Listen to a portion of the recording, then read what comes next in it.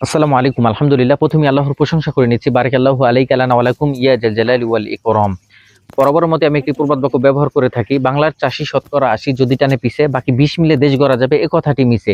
এ কথাটির যথাযথ অর্থ যখন নিজের মধ্যে খুঁজে পেলাম, তখন কিছুটা হলেও কৃষকদের কষ্ট অনুধাবন করলাম। এখন আসি, এ কথাগুলো বলার কারণ কি?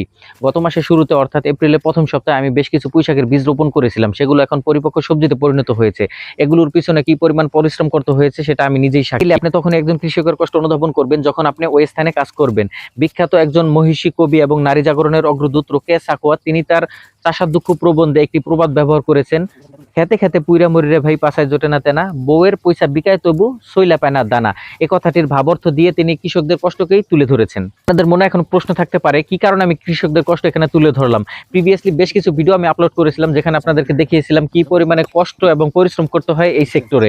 কিছুটা হলেও আমি কৃষকদের কষ্ট অনুধাবন করেছি। আলহামদুলিল্লাহ, আমার ছাদে প্রতিটি টবে প্রচুর পরিমাণ শাক হয়েছে। আসলে ফরমালিন মুক্ত শাকসবজি খাওয়ার মধ্যে কি যে একটা আনন্দ, এটা আসলে ভাষায় প্রকাশ করতে পারবো না। প্রিভিয়াসলি আমি আপনাদেরকে বলেছিলাম, আপনাদের বাসার আঙিনা এবং ছাদ এগুলো খালি না রেখে আপনারা শাকসবজি করতে পারেন।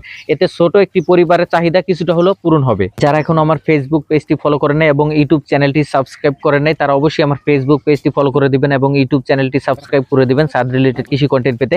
মোটামুটি 1 কেজির উপরে শাক হারভেস্ট করা শেষ। একদিনের জন্য যতটুকু শাক প্রয়োজন অতটুকু আমি হারভেস্ট করেছি।